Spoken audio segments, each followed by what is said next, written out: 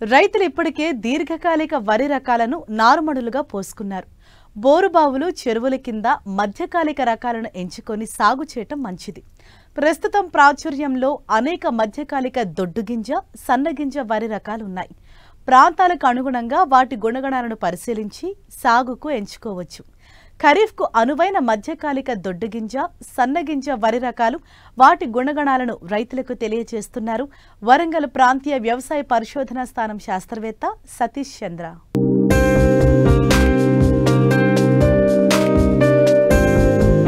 వరి సాగులో రకాల ఎంపిక, సాగు చేసే సమయం, పంట కాలపరిమితి అనేవి కీలకం. కాలువల కింద నీరు ఆలస్యమైన ప్రాంతాల్లో లేదా బోర్లు, బావులు, చెరువుల కింద నీటి లభ్యత తక్కువగా ఉన్న ప్రాంతాల్లో తక్కువ కాలంలో పంట చేతికొచ్చే అనేక మధ్యకాలిక రకాలు రైతులకు అందుబాటులోకి తీసుకొచ్చారు శాస్త్రవేత్తలు. ఆలస్యంగా అంటే జూన్ 15 తరువాత మధ్యకాలిక దొడ్డుగింజ, సన్నగింజ వరి రకాలు నార్లు పోసుకునే వీలుంది. అయితే మధ్యకాలిక దొడ్డుగింజ, సన్నగింజ వరి రకాలు, వాటి గుణగణాలేంటో వరంగల్ ప్రాంతీయ వ్యవసాయ పరిశోధనా స్థానం శాస్త్రవేత్త సతీష్ చంద్ర ద్వారా తెలుసుకుందాం. మధ్యకాలిక రకాల విషయానికి వచ్చినట్లయితే మనకు 135 రోజుల్లో కోత వచ్చేటువంటి రకాల్లో మనం రైతాంగం ఎంపిక చేసుకోవాల్సినటువంటి అవసరం ఉంటుంది. ముఖ్యంగా ఈ 135 రోజుల రకాల్లో ప్రాంతీయ వ్యవసాయ పరిశోధన స్థానం వరంగల్ నుండి విడుదలైనటువంటి వరంగల్ 14 కానీ, వరంగల్ 32-100 కానీ, అదేవిధంగా మనకు దొడ్డు గింజ రకాలైనటువంటి WGL 3962 భద్రకాళి కానీ, అదేవిధంగా సురేఖ కానీ, ఇలా మనకు మధ్యకాలిక రకాలు చాలా డెవలప్ చేయడం జరిగింది. ఇక వీటిలో ఎక్కువగా ప్రాధాన్యత ఉన్నటువంటి, ప్రాముఖ్యంలో ఎక్కువగా సాగులో ఉన్నటువంటి రకంలో కనుక చూసుకున్నట్లయితే మనకు WGL 14 అనే రకాన్ని రైతాంగం ఎక్కువగా తెలంగాణ ప్రాంతంలో, మనకు మధ్య తెలంగాణ ప్రాంతం కావచ్చు, ఉత్తర తెలంగాణ ప్రాంతంలో ఎక్కువగా సాగు చేయబడుతున్నటువంటి రకము. దీని యొక్క అన్నం నాణ్యత బాగా ఉండి, అంతేకాకుండా దిగుబడి సామర్థ్యం కూడా 26 నుంచి 30 క్వింటాల దిగుబడి ఒక ఎకరానికి వచ్చేటువంటి రకంగా దీన్ని డెవలప్ చేయడం జరిగింది. ఇక మనకు మధ్యకాలిక రకాలలో జగిత్యాల నుండి విడుదలైనటువంటి JGL 11727 ప్రాణహిత అనే పేరుతో దీన్ని విడుదల చేయడం జరిగింది. ఇది కూడా సుమారుగా 26 నుంచి 30 క్వింటాల దిగుబడి సామర్థ్యాన్ని కలిగి ఉండడమే కాకుండా మధ్యస్థ సన్నగింజను కలిగి మంచి అన్నం నాణ్యత ఉన్నటువంటి రకంగా దీన్ని గుర్తించడం జరిగింది.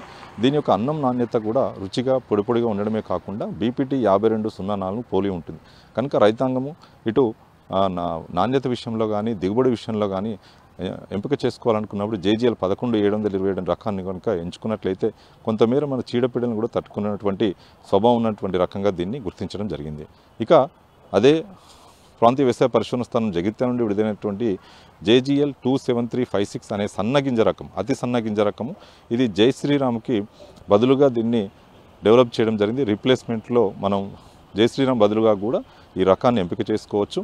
ఇది అతి సన్నగింజ రకానికి చెందినదై ఉండి సుమారుగా 28 నుంచి 30 క్వింటాల దిగుబడి సామర్థ్యంగా దీన్ని గుర్తించడం జరిగింది. ఎకరానికి 30 క్వింటాల వరకు కూడా దిగుబడి పొందవచ్చు. కొంతమేర పొట్టకులు తెగులు కానీ, అదేవిధంగా గింజమచ్చ తెగులను తట్టుకునేటువంటి స్వభావం ఉన్నటువంటి రకంగా దీన్ని గుర్తించడం జరిగింది. కనుక రైతాంగము అతి సన్న గింజ రకము జై శ్రీరాము కనుక వేసుకోవాలనుకున్నప్పుడు, జై శ్రీరామ్ రకాన్ని కనుక వేసుకోవాలనుకున్నప్పుడు రైతాంగం ఈ వరి వంగడాన్ని కనుక ఎంచుకున్నట్లయితే అధిక దిగుబడి పొందడానికి అవకాశం ఉంటుంది. జగిత్యాల పరిశ్రమ నుంచి విడుదలైనటువంటి JGL 28545 ఇది కూడా సన్నగింజ రకానికి చెందినటువంటి మంచి అన్నం నాణ్యత ఉన్నటువంటి రకంగా దీనిని డెవలప్ చేయడం జరిగింది. కొంతమేర అగ్గి తెగులు మరియు పొట్టకులు తెగులను కూడా కొంతవరకు తట్టుకునేటువంటి స్వభావం ఉన్నటువంటి రకము. ఇది కూడా సుమారుగా 26 నుంచి 30 క్వింటాల దిగుబడి ఇచ్చేటువంటి రకంగా దీన్ని డెవలప్ చేయడం జరిగింది.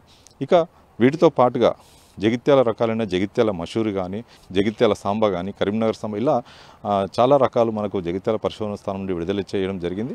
ఈ మధ్య కాలంలో వరంగల్ పరిశోధన స్థానం నుండి విడుదలైనటువంటి WGL 915 అనే దొడ్డుగింజ రకాన్ని కూడా రైతులు ఎంచుకున్నట్లయితే, అంటే సుమారుగా 28 నుంచి 32 క్వింటాల దిగుబడి సామర్థ్యం కలిగినటువంటి ఈ రకాన్ని కనుక రైతాంగం ఎంపిక చేసుకున్నట్లయితే మనకు దిగుబడితో పాటుగా కొంతమేర ఈ దోమకాటను, అదేవిధంగా పొట్టకుళ్ళు తెగులను మరియు రైస్ టుంగుర తెగులను కూడా కొంతవరకు తట్టుకునేటువంటి స్వభావం ఉన్నటువంటి రకము. ఈ రకాన్ని సాగు చేసుకునే రైతాంగము కొన్ని మెలకువలను, అనగా దగ్గరగా నాట్లు కనుక వేసుకున్నట్లయితే, అంటే ఈ పిలక వేసే గుణము చాలా తక్కువగా ఉంటుంది కనుక ఈ రకాన్ని సాగు చేసినప్పుడు కుదుల సంఖ్యను దగ్గర వేసుకున్నట్లయితే మనకు మొక్కల సాంద్రతను పెంచుకొని తద్వారా దిగుబడి పొందడానికి అవకాశం ఉంటుంది. ఇక వరంగల్ పరిశోధన స్థానం నుండి మధ్యకాలిక రకాల్లో విడుదలైనటువంటి WGL 347 అంటే సోమనాథ్ అనే వరి వంగడాన్ని కూడా విడుదల చేయడం జరిగింది. ఇది కూడా చౌడు పొలాల్లో కానీ అదేవిధంగా మనకు కొంతమేర అగ్గి తెగులను మరియు ఉల్లికోడు బయోటైప్ 135 అనే బయోటైప్లను కొంతవరకు తట్టుకునేటువంటి స్వభావం గల రకంగా దీన్ని డెవలప్ చేయడం జరిగింది. ముఖ్యంగా దీని యొక్క దిగుబడి సామర్థ్యం వచ్చేసి 26 నుంచి 28 క్వింటాల దిగుబడి సామర్థ్యంగా దీన్ని గుర్తించడం జరిగింది. కనుక రైతాంగము సన్నగింజ రకము అదేవిధంగా చౌడు పొలాలకు అనుకూలమైనటువంటి వివిధ చీడపీడలను కూడా తట్టుకునేటువంటి రకాలను కనుక ఎంచుకోవాలనుకున్నప్పుడు సోమనాథ్ అనే వరి రకాన్ని కనుక ఎంచుకున్నట్లయితే అధిక దిగుబడి పొందడానికి అవకాశం ఉంటుంది. రాజేంద్ర నగర్ పరిశోధన స్థానం నుండి విడుదలైనటువంటి RNR 28361 ఈ రకం కూడా సుమారుగా ఎకరానికి 28 నుంచి 32 క్వింటాల దిగుబడి ఇచ్చేటువంటి రకంగా దీన్ని డెవలప్ చేయడం జరిగింది. ఇది కూడా కొంతమేర సుడిదోమ మరియు అగ్గి తెగులు అదేవిధంగా పుట్టకుళ్ళు తెగులను కూడా కొంతవరకు తట్టుకునేటువంటి రకంగా దీనికి డెవలప్ చేయడం జరిగింది. కనుక రైతాంగము దొడ్డిగింజ మరియు కొంతవరకు చీడపీడలను తట్టుకునేటువంటి రకాలను ఎంచుకోవాలనుకున్నప్పుడు ఈ RNR 28361 అనే రకాన్ని కూడా ఎంచుకున్నట్లయితే ఆశించినటువంటి దిగుబడులు పొందడానికి అవకాశం ఉంటుంది. ఇక మనకు మధ్యకాలిక రకాలలో మరికొన్ని రకాలు కనుక చూసుకున్నట్లయితే కూనారం నుండి మినికిట్ దశ 3వ దశలో ఉన్నటువంటి KNM 7715 ఇది కూడా అతి సన్న గింజ రకానికి చెందినటువంటి రకము. ఇది సుమారుగా మనకు 26 నుంచి 30 క్వింటాల దిగుబడి సామర్థ్యం ఉన్నటువంటి రకంగా దీన్ని గుర్తించడం జరిగింది. కొంతమేర అగ్గి తెగులు మరియు అదేవిధంగా ఈ పొట్టకుళ్ళు తెగులు కానీ గింజమచ్చ తెగులు కానీ మరియు ఈ బ్యాక్టీరియా లీఫ్ బ్లైట్ అని చెప్తుంటాం అంటే ఆకు ఎండు తెగులు కూడా కొంతవరకు తట్టుకునేటువంటి స్వభావం ఉన్నటువంటి రకంగా దీన్ని గుర్తించడం జరిగింది. కొంతమేర మనకు ఈ సుడి దోమను కూడా తట్టుకునేటువంటి శక్తి కలిగినటువంటి రకంగా దీనికి డెవలప్ చేయడం జరిగింది.